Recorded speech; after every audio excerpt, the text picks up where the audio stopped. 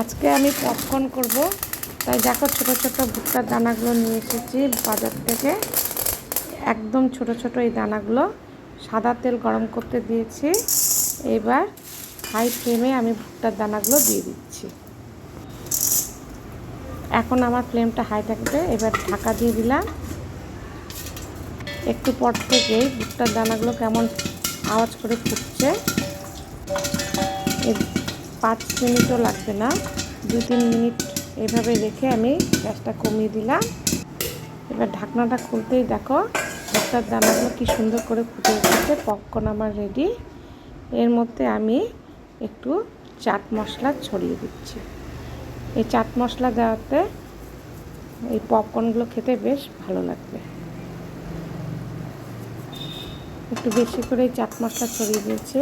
এবার ভালো করে নাড়া দিয়ে নিচ্ছে।